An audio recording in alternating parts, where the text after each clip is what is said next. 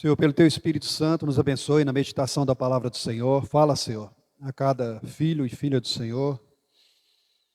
Senhor, o maior preocupado e interessado em nossa edificação é o Senhor mesmo. Então, Senhor, nós te pedimos, usa dessa oportunidade, desse tempo, para nos abençoar, para nos dar entendimento, Senhor, clareza, revelação, em nome de Jesus. Tua palavra é preciosa, Senhor. Nós a estimamos. Que esse momento, então, seja, Senhor, ganho. Seja para a edificação de nós todos. Amém. Depois destas coisas, que coisas? As coisas do capítulo 2 e 3, que dizem respeito à história da igreja, o período da igreja na terra, ou na doutrina chamada eclesiologia. Depois dessas coisas, olhei, e eis não somente uma porta aberta no céu, como também a primeira voz que ouvi, como de trombeta, ao falar comigo, dizendo: sobe para aqui. Irmãos, não é porque as portas estão abertas que você vai entrar, você tem que ser convidado. João, então, vê a porta aberta no céu e recebe o convite do próprio Senhor Jesus, que anteriormente havia falado com ele: sobe para aqui, e te mostrarei o que deve acontecer depois destas coisas. Glória a Deus. Os céus revelam o futuro. Deus estabeleceu a sua agenda, o seu programa, e foi da vontade de Deus revelar aquilo que estava oculto. Então, o nosso futuro, irmãos, é certo, não é duvidoso, como aqueles que não creem. Sabemos muito bem o que há de acontecer. Sabemos muito bem que o fim, Deus habitará com os homens, a nova Jerusalém virá dos céus. Essa é a nossa parte. Essa é a parte daqueles que seguem o Cordeiro. Como também que sabemos que o lago de fogo está reservado para o diabo e seus anjos, e para todo aquele que não tem o seu nome escrito no livro da vida. Então eu pergunto para você que aqui está: o seu nome está escrito no livro da vida? Você já tem o seu nome escrito no livro da vida do Cordeiro? Você, numa outra expressão, já é salvo? Você tem certeza da sua salvação? Hoje é o dia, se você não tem. Sobe para aqui, te mostrarei o que deve acontecer depois dessas coisas. Versículo 2. Imediatamente eu me achei em espírito. Paulo, certa vez, irmãos, disse que teve uma experiência de terceiro céu, mas ele não sabia se tinha ido no corpo ou se tinha ido fora do corpo. Aqui João muito bem sabe, ele não foi no corpo, ele foi no céu, em espírito. Achei-me em espírito. Então o corpo dele ficou em Pátimos, o seu espírito foi para o céu. Versículo 2, parte B. Eis armado no céu um trono, e no trono alguém sentado. E esse que se acha sentado é semelhante no aspecto à pedra de jaspe e de sardônio. E ao redor do trono há um arco-íris, semelhante no aspecto à esmeralda. Ao redor do trono há também 24 tronos, e assentados neles 24 anciãos vestidos de branco, em cujas cabeças estão coroas de ouro. Do trono saem relâmpagos, vozes e trovões. Diante do trono ardem 7 tochas de fogo, que são 7 Espíritos de Deus. Há diante do trono um como que mar de vidro, semelhante ao cristal. E também, no meio do trono e à volta do trono, os 7 seres viventes, 4 seres viventes, cheios de olhos por diante e por detrás. O primeiro ser vivente é semelhante ao leão. O segundo, semelhante ao novilho. O terceiro tem um rosto como de homem. E o quarto ser vivente é semelhante à águia quando está voando. E os 4 seres viventes, tendo cada um deles, respectivamente, 6 asas, estão cheios de olhos, ao redor e por dentro. Não tem descanso, nem de dia nem de noite, proclamando: Santo, Santo, Santo, é o Senhor Deus, o Todo-Poderoso, aquele que era, que é, que há de vir. Quando esses seres viventes derem glória, honra e ações de graças ao que se encontra sentado no trono, ao que vive pelos séculos dos séculos, os 24 anciãos prostrar-se-ão diante daquele que se encontra sentado no trono, Adorarão o que vive pelos séculos dos séculos e depositarão as suas coroas diante do trono, proclamando: Tu és digno, Senhor e Deus nosso, de receber a glória, a honra, o poder, porque todas as coisas tu criaste, sim, por causa da tua vontade vieram a existir e foram criadas. Em uma palavra, qual é o assunto desse Apocalipse 4?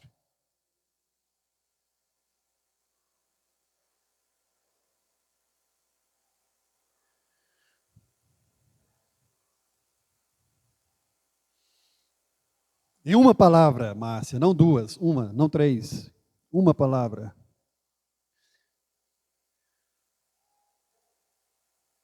Qual é o capítulo que fala? É o amor. É o amor. Profano. Qual é o capítulo que fala? É o amor.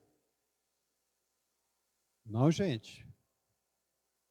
Se você quer saber o que é o amor, onde você vai na Bíblia? 1 Coríntios 13. Então, amor define 1 Coríntios 13. Trono define Apocalipse 4. Irmãos, mais de 10 vezes, repete essa palavra. Parece que é 13. 1, 2, 3, 4, 5, 6, 7, 8, 9, 10, 11, 12, 13. Número 13, trono. Então, se você quer saber como é o trono, Apocalipse capítulo 4. Então, a primeira imagem, a primeira visão que João, adentrando o céu, vê armado no céu um trono. Mas não um trono vazio, alguém sentado no trono.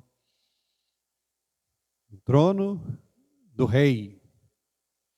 Lá no Velho Testamento, alguns salmos, irmãos, expressa essa realidade. Vamos para os salmos. A realidade de que o Senhor reina. O salmo começa com essa expressão: reina o Senhor. Salmo 93.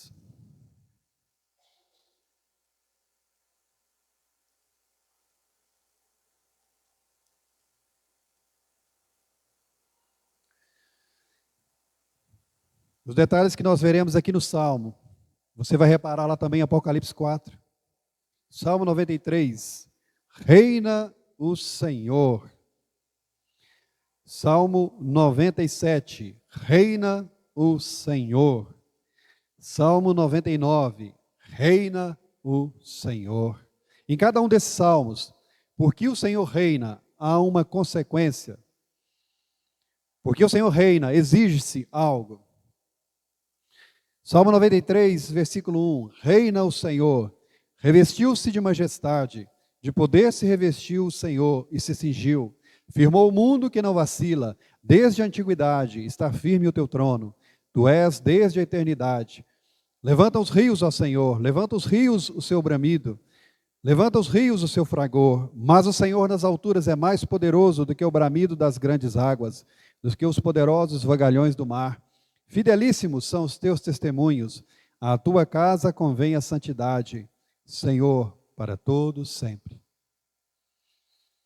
Reina o Senhor, revestiu-se de majestade,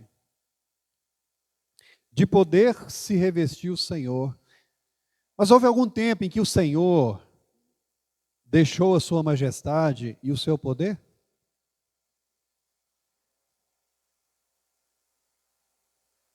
De quem o Salmo está falando?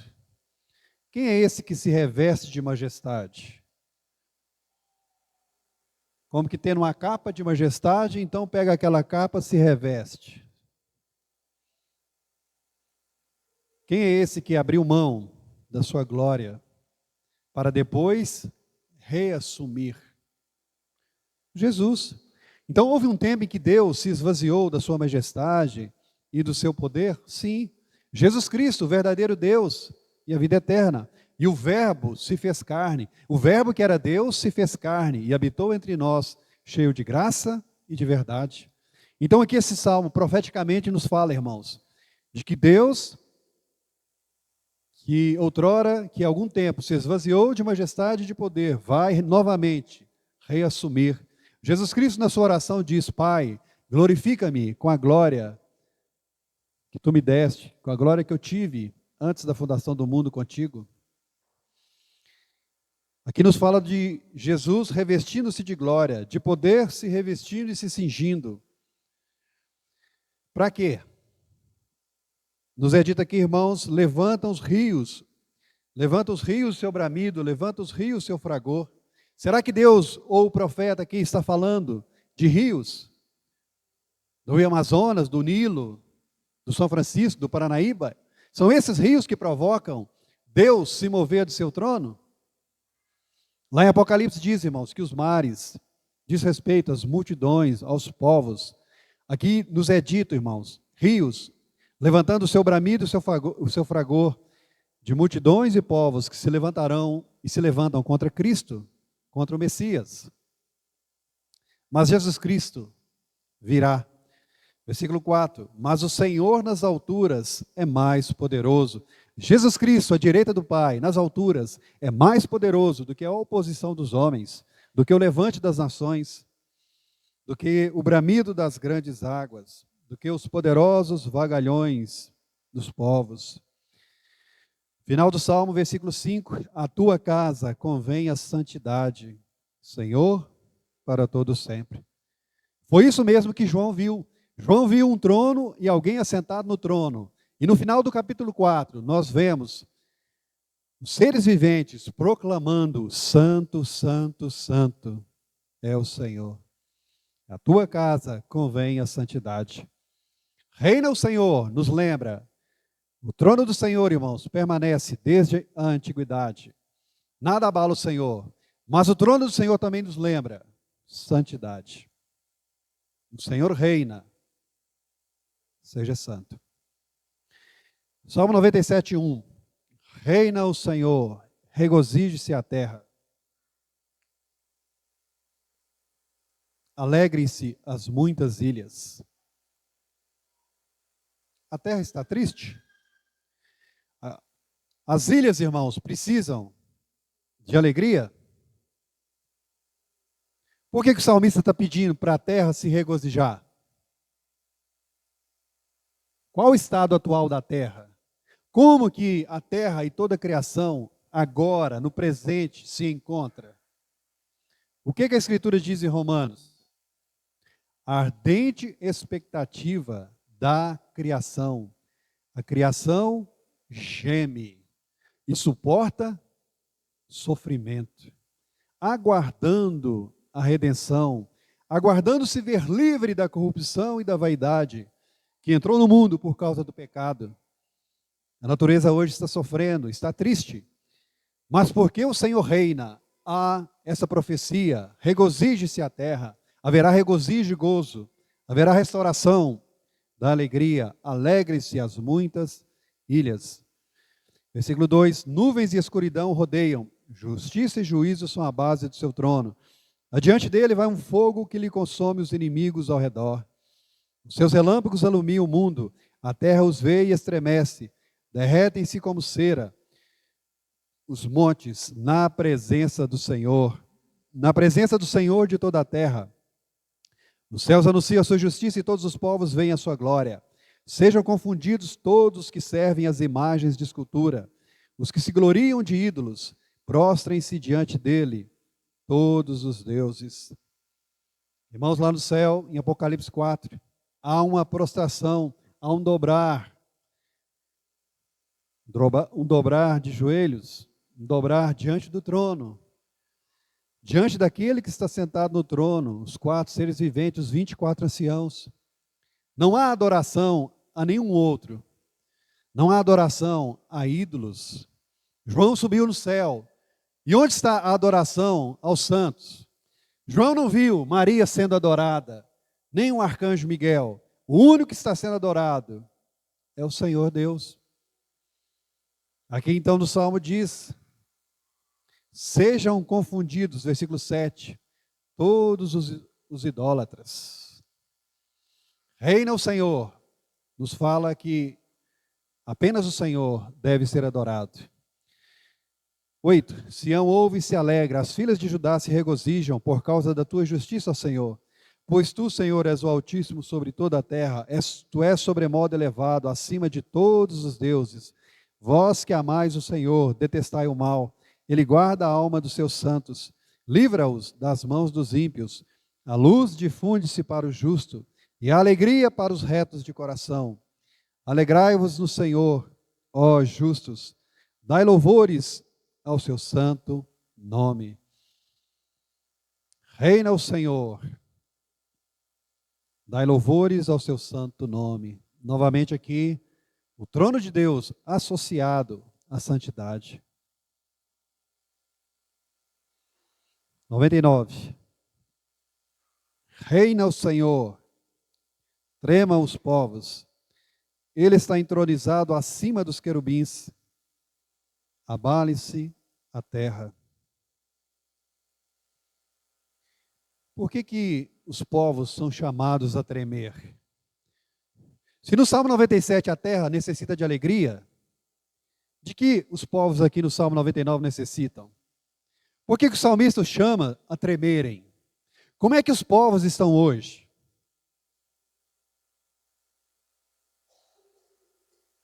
Soberbos, orgulhosos, altivos. Então há a proclamação ao chamado, tremam. O trono do Senhor, irmãos, abaterá toda altivez, toda arrogância, toda soberba. Reina o Senhor, tremam os povos. Ele está entronizado acima dos querubins, é isso mesmo que João viu, seres angelicais. Isaías também teve experiência de ver serafins, seres angelicais, diante de Deus. Versículo 2, o Senhor é grande em Sião, é sobremodo elevado acima de todos os povos.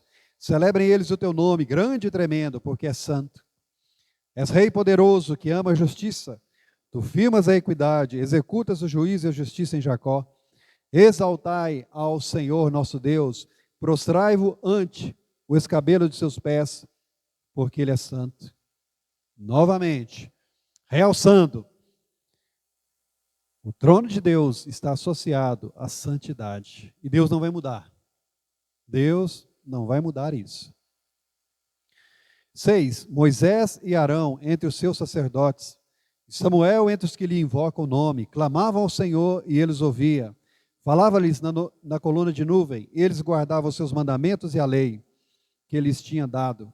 Tu lhe respondeste ao Senhor nosso Deus, fostes para Ele, Deus perdoador, ainda que tomando vingança dos seus feitos. Exaltai ao Senhor nosso Deus, prostrai-vos ante o seu santo monte, porque santo é o Senhor nosso Deus.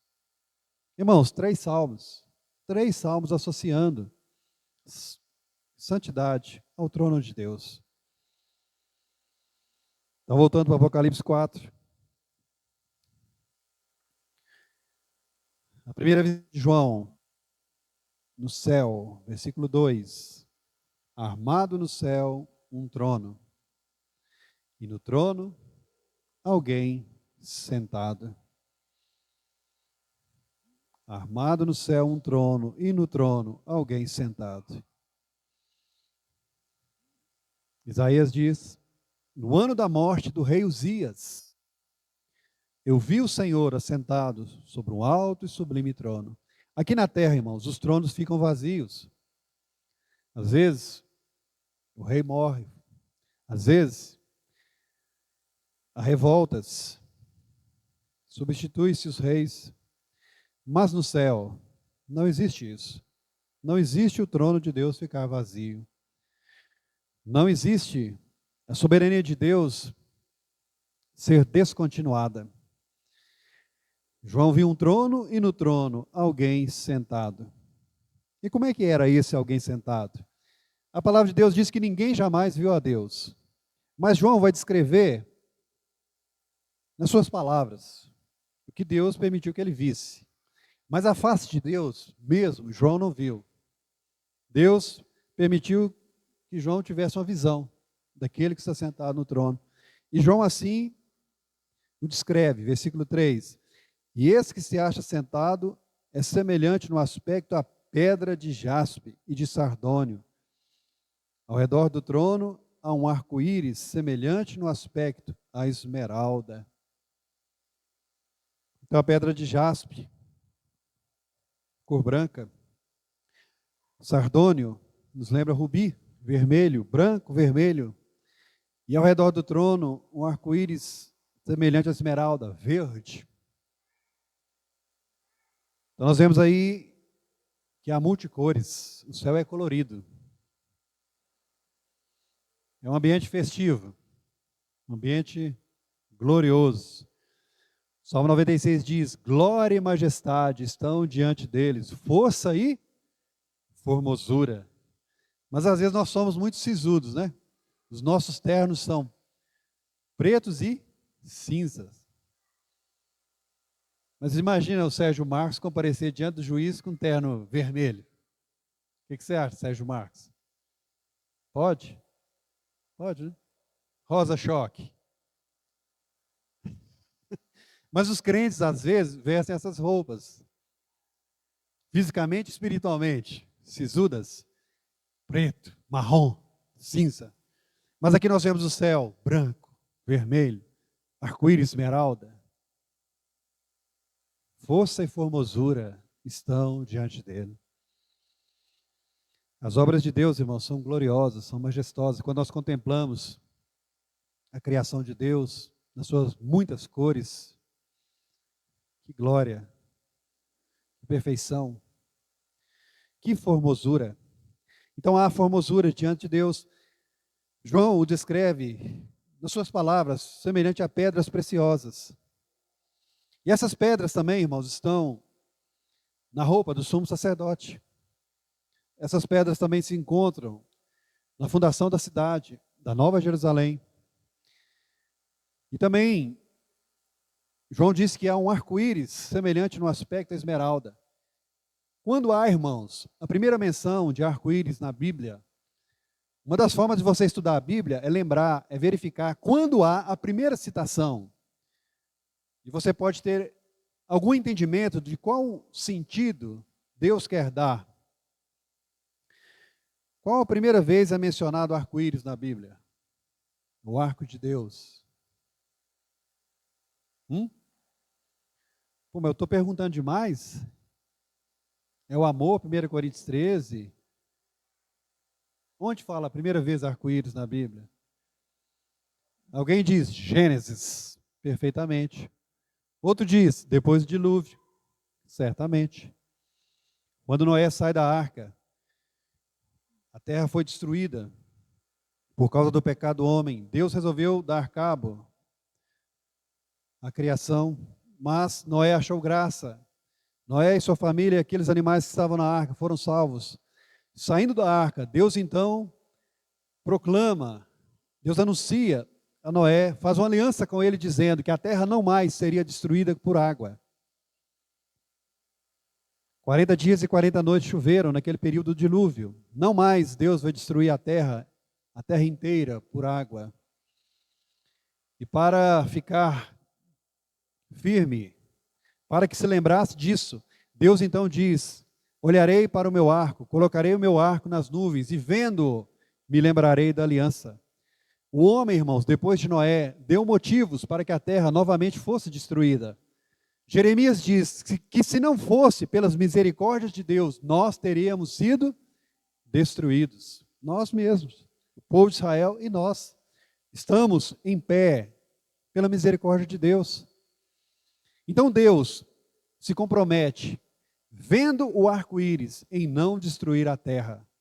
E aqui o arco-íris está diante do seu trono. Então, se esse capítulo 4, irmãos, nos fala da soberania de Deus, do trono de Deus, também nos fala da graça e misericórdia, porque ali, ao redor do trono, Deus sempre vê o arco-íris, Deus se lembra da sua aliança feita com Noé. Versículo 4. Ao redor do trono há também 24 tronos, e assentados neles 24 anciãos, vestidos de branco, em cujas cabeças estão coroas de ouro. Então o Senhor tem um trono, mas ele não reina sozinho. Ele então preferiu que ao redor do seu trono houvesse 24 tronos também. Deus compartilha o seu reino. Aqui diz 24 anciãos. Não nos é dito quem são esses 24 anciãos. Podemos imaginar, podemos supor que são pessoas que passaram por um teste e foram coroadas. Porque diz, eles estão vestidos de branco. Isso nos fala de pureza. Isso nos fala de vidas justas. Aqui nos diz, cujas cabeças estão coroas de ouro. A palavra no original é Stéfanos, de onde vem Estevão. Diferente daquela coroa de Jesus, do Apocalipse 19, lá é diadema. Então esses seres, esses anciãos, receberam coroas. É uma interpretação, irmãos, queremos ser dogmáticos. Alguns creem serem 12 representantes de Israel, mais 12 representantes da igreja. Não vamos ser dogmáticos. Mas o capítulo 5 diz que esses 24 anciãos cantam, capítulo 5, versículo 8. E quando tomou o livro, os 4 seres viventes, os 24 anciãos, prostraram-se diante do Cordeiro, tendo cada um deles uma harpa e taças de ouro cheias de incenso, que são as orações dos santos. Entoavam um novo cântico, dizendo: digno és de tomar o livro e de abrir-lhes os selos, porque foste morto, e com teu sangue compraste para Deus os que procedem de toda tribo, língua, povo e nação, e para o nosso Deus os constituístes reino e sacerdotes, e reinarão sobre a terra. Uma versão diferente aí? Alguma versão diferente? No lugar de reinarão, reinarão diz respeito a eles, eles reinarão. Nós reinaremos. Tem alguma que diz assim? A sua é? Como é que diz?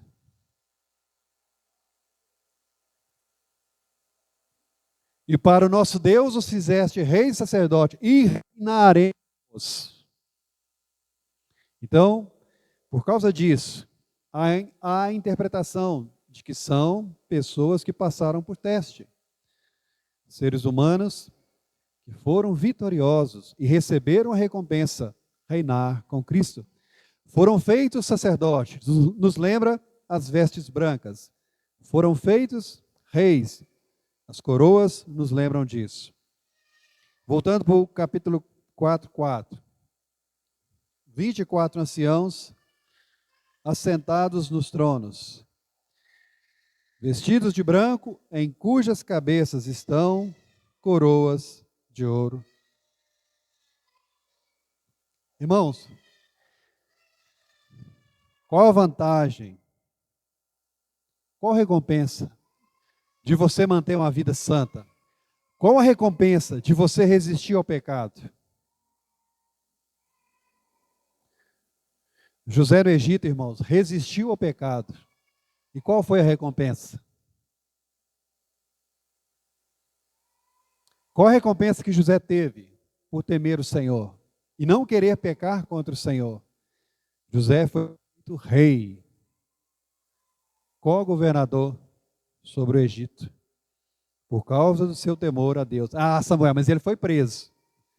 Ele pagou o preço da santidade. Você, para manter as suas vestes brancas, você vai ter que pagar um preço. Você vai ter que resistir na sua luta contra o pecado, até carne e sangue. Você vai ter que fugir das paixões, da tentação. Mas há alguma recompensa nisso? Ô, irmãos, é certo que há. Naquele dia você verá a diferença. Você verá a recompensa que teve em você se manter santo para o seu Deus. Aqui então esses 24 anciãos recebem autoridade. Versículo 5, do trono saem relâmpagos, vozes e trovões. Diante do trono ardem 7 tochas, que são os 7 Espíritos de Deus. Na presença de Deus, irmãos, há relâmpagos, vozes e trovões. Reina o Senhor, tremam os povos. Quando Deus se manifestou no Sinai, também houve essa manifestação, relâmpagos, vozes e trovões. O monte tremia, o povo ficou apavorado, a ponto de dizer: não fale mais Deus, fale apenas Moisés. A presença do Senhor é pavorosa. Aqui nos é dito as tochas de Deus, que são os 7 Espíritos de Deus, nós já temos considerado isso. As manifestações do Espírito Santo, a obra completa do Espírito Santo. Isaías capítulo 11:1 descreve. Versículo 6. Há diante do trono um como que mar de vidro, semelhante ao cristal. Há um mar de vidro semelhante ao cristal, transparente. Se aqui na terra os mares se revoltam, lá no céu há tranquilidade. O cristal nos fala de transparência, de tranquilidade, de paz. Há diante do trono paz. Reina o Senhor. Irmão, fique em paz. Ah, mas as coisas estão agitadas. Meu mundo, a minha vida está de ponta cabeça. Acabei de sair de um problema, entrei em outro. Mas lá no céu, mar de cristal. Paz transparente, tranquilidade. O trono de Deus não se abala. E também no meio do trono, e à volta do trono, 4 seres viventes, cheios de olhos, por diante e por detrás. Cheio de olhos, por diante e por detrás. Algum escritor de Hollywood conseguiu definir um monstro desse? Um ser pavoroso. Imagina aparecer diante de você. Ah, Senhor, mostra-me os anjos, visite-me os anjos. Aí aparece um anjo desse aqui diante de você. Você desmaia. Cheio de olhos. Por diante, por detrás. Por diante, por detrás. Isaías também viu seres angelicais. Lá em Isaías são serafins. Diz também que eles tinham olhos por todo lado. Mas com 2 asas, eles cobriam os olhos. Com 2 asas, cobriam os pés. Com 2 asas, voavam. E eles vão trombar? Esses aqui não. Então, cubram os olhos. O Estevão, numa pregação, diz da superficialidade. Primeiro ponto, ele diz 3 pontos. Primeiro ponto, tira a trave do seu olho. Então, ou seja, antes de olhar para os outros, olhe para você mesmo. Olhe para si. Olhe para si. Lá em Isaías, aqueles seres viventes que proclamavam: Santo, Santo, Santo. Cobriu seus olhos diante de Deus, diante da santidade de Deus. Em vez de olharmos para a falha em alguém, certos da santidade de Deus, deveríamos lamentar, irmãos, o nosso pecado, a nossa tragédia. Deveríamos nos queixar de ter sujado as nossas vestes. Esses seres viventes, então, têm olhos para todo lado, cheios de olhos, por diante, para ver a Deus, por detrás, para ver as coisas, o mundo, as pessoas. Em algum lugar vai dizer também que eles têm olhos para dentro, para verem a si mesmos. Cheios de olhos. E quão mais próximos de Deus estivermos, mais visão de nós mesmos teremos. Isaías, quando se aproximou do Senhor, reconheceu o seu pecado. Vi o Senhor, sou um homem de lábios impuros, mas o Senhor perdoou o pecado de Isaías. Quanto mais próximo de Deus, mais olhos teremos. Versículo 7, o primeiro ser vivente é semelhante a leão, o segundo semelhante a novilho, o terceiro tem o rosto como de homem, e o quarto ser vivente é semelhante à águia quando está voando. O profeta Ezequiel teve uma visão também de faces de leão, novilho, homem e águia. Mas na visão de Ezequiel, um único ser vivente tinha esses 4 rostos. Aqui na visão de João, cada um ser vivente tem um rosto. 4 rostos: leão, bezerro, homem e águia. Por que Deus fez assim? Ou, o que isso lembra a Deus? Podemos conjecturar. Se o arco-íris nos lembra da aliança de Deus, esses seres viventes, que são 4, o que lembraria a Deus? Porque Deus os vê. Nós temos quantos evangelhos? Quantos são os evangelhos?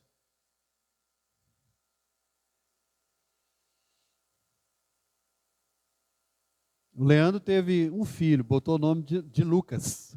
Falta 3, viu? Sua mulher é muito nova ainda. Mateus, Marcos, Lucas e João. Mateus, Marcos, eu ganhou um ali, ó. Lucas e Marcos já tem. Tá? Aí Lidiane vai falar assim: meus filhos, vocês têm que me dar neto, e bota o nome deles de evangelista. Os 4 seres viventes nos lembram, irmãos, os 4 evangelhos. O primeiro ser vivente nos lembra o evangelho de Mateus, que trata Jesus como rei, como Messias. E qual é o rei? Qual é o animal na profecia de Jacó para os seus filhos que reinará? Leão, Judá. Jesus Cristo é descrito, o leão da tribo de Judá.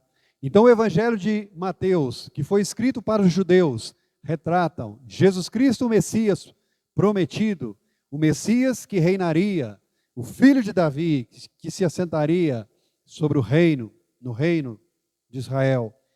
Marcos, o evangelista, nos trata Jesus como servo. No livro de Marcos não existe genealogia. Você não quer saber quem é o pai do empregado, o avô do empregado, o bisavô do empregado, do escravo. Escravo, me dê aí a sua linhagem genealógica. Você não está interessado. Você está interessado em saber a linhagem do sangue azul. É Dom Luiz Bragança Oliveira Orleans. Eu sei que é uns 24 nomes. Dom Pedro I. Esses aí têm genealogia. E você verá a genealogia em Mateus e também em Lucas. Mas Mateus quer provar que Jesus de fato é o rei, o filho de Davi. Lucas quer provar que Jesus é o homem, verdadeiramente homem. E a genealogia de Lucas termina em filho de Adão, filho de Deus. Marcos, então, nos trata Jesus como boi ou como bezerro. Ele é aquele boi que foi oferecido, trabalhou, serviu o seu dono, depois foi imolado. Jesus Cristo fez o seu ministério, trabalhou, fez as obras de Deus e no fim foi sacrificado. Lucas nos trata Jesus como homem, o rosto de homem, porque Jesus é verdadeiro Deus, verdadeiro homem. Quantas horas?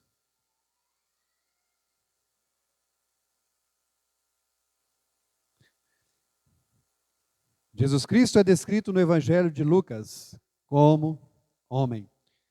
Lucas foi escrito, irmãos, para os gregos. Marcos, poderíamos dizer, foi escrito para os romanos, que são práticos. Mas os gregos buscam cultura, sabedoria. Lucas descreveu Jesus como homem perfeito, o varão perfeito. Já o Evangelho de João começa dizendo: no princípio era o Verbo, e o Verbo era Deus. Nos fala de Jesus como aquele que veio dos céus, Podemos compará-lo a essa face de águia voando, semelhante à águia quando está voando. E o Evangelho de João foi escrito para o mundo inteiro, para todos os povos, judeus, romanos, gregos, todos os povos. Podemos dizer, é um evangelho universal. Trata de Jesus como aquele que veio do céu. Então podemos conjecturar, Deus Pai, quando vê os 4 seres viventes, lembra a obra de seu Filho, a obra de Jesus Cristo, relatada nos evangelhos. Versículo 8 do Apocalipse 4. E os 4 seres viventes, tendo cada um deles, respectivamente, 6 asas, estão cheios de olhos ao redor e por dentro. Então eles não têm olhos apenas diante de si e olhando para trás, eles olham também para dentro. Assim também, irmãos, nós deveríamos buscar ter visão das coisas, ter visão de Deus, ter visão das coisas, do que nos acontece, e ter também uma visão de nós mesmos, uma avaliação própria. Eles têm olhos por dentro, não têm descanso, nem de dia, nem de noite, proclamando. Então eles trabalham 24/7. O Eris Cláudio quer trabalhar 3/4. Na verdade, ele quer aposentar, quer investir na bolsa, ficar 6 dias folgado. Quer, não quer? É, mais ou menos. Mas eles não têm descanso. 24/7. Será que eles fazem rodízio? Não sabemos. Lá no tabernáculo havia o rodízio. Havia um fogo que não poderia se apagar jamais. Então os levitas fizeram um planejamento. Dividiram os levitas em 24 turnos. Lembra de Zacarias, que estava servindo ao Senhor por seu turno? Zacarias sairia, entraria outro no seu turno, mas sempre teria o serviço sagrado. Aqui, esses 4 seres viventes não têm descanso, nem de dia, nem de noite, proclamando. O que eles falam? Santo, santo, santo é o Senhor Deus, o Todo-Poderoso, aquele que era, que é e que há de vir. Para quem eles falam isso? Para quem eles declaram? Santo, santo, santo. Quem sabe português?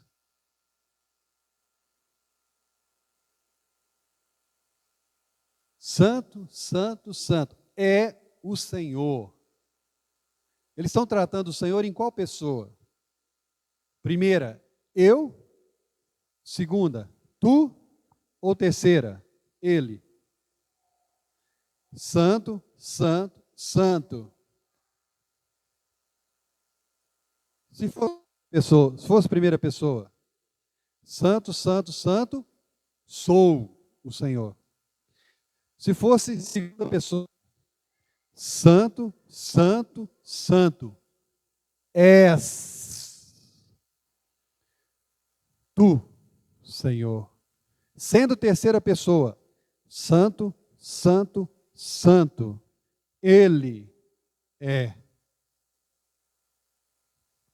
Isaías capítulo 6.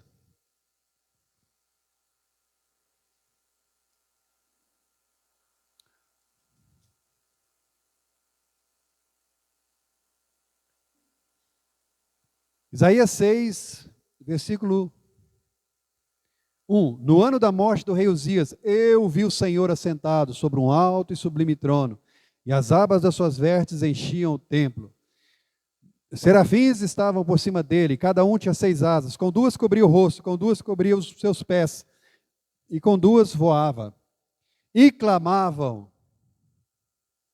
uns para os outros, dizendo: Santo, santo, santo é o Senhor dos exércitos. Toda a terra está cheia da sua glória.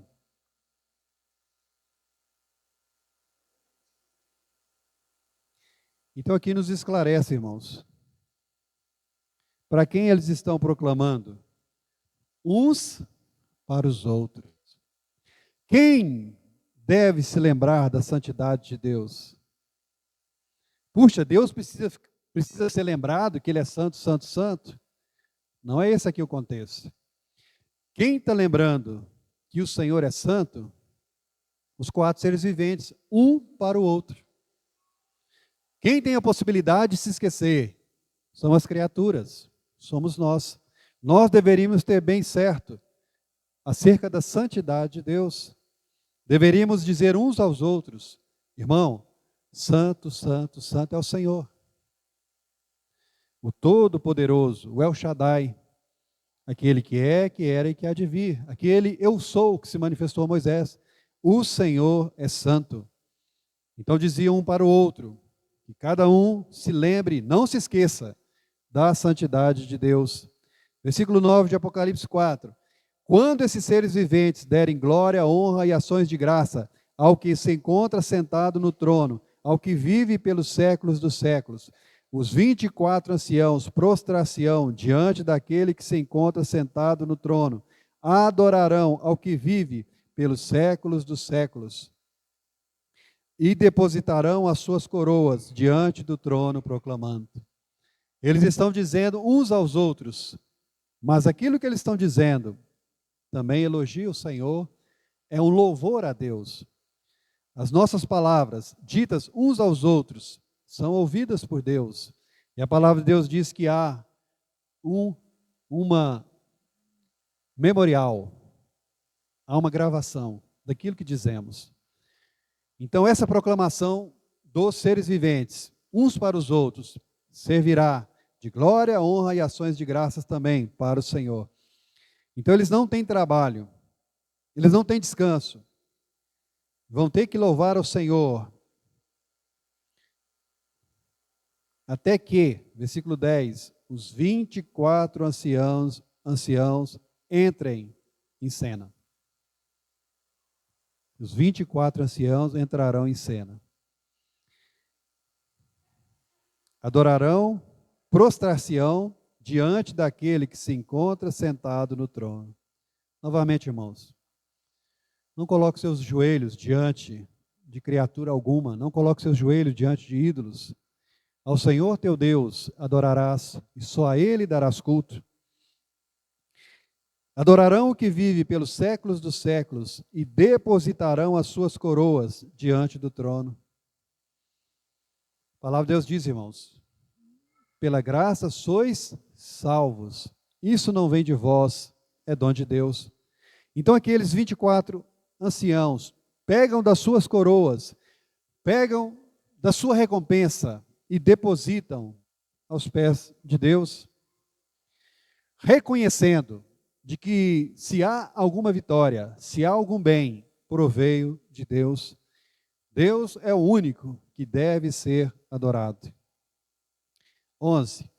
Proclamando, tu, agora está vendo? A segunda pessoa. Tu és digno, Senhor e Deus nosso, de receber a glória, a honra e o poder, porque todas as coisas tu criaste.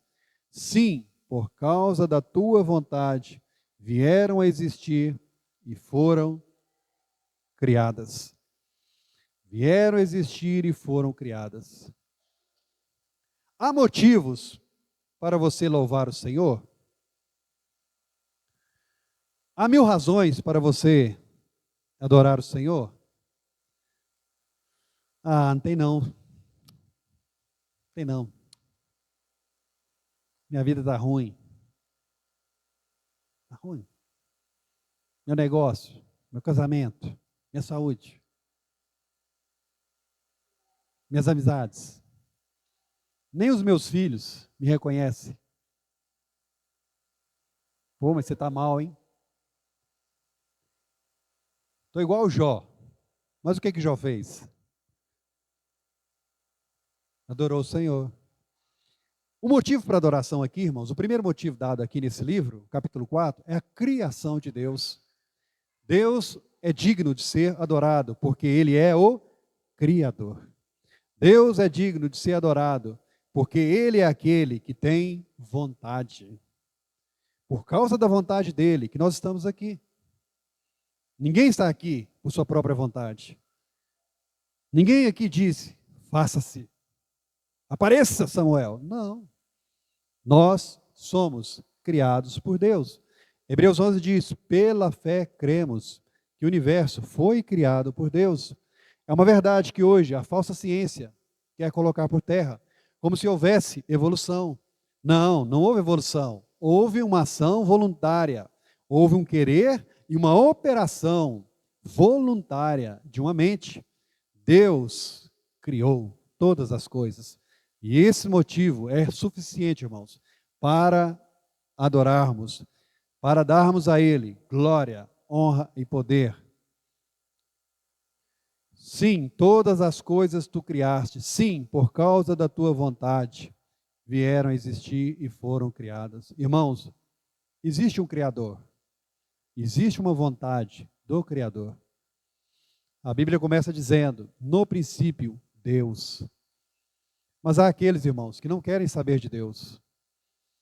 Há os mundanos, há os gentios, há aqueles que não conhecem o Senhor, vivem suas vidas como se não existisse o Criador, vivem suas vidas como se a sua vontade fosse a vontade máxima e absoluta. Esquecem que há um Criador. Jovem, lembre do seu Criador nos dias da tua mocidade.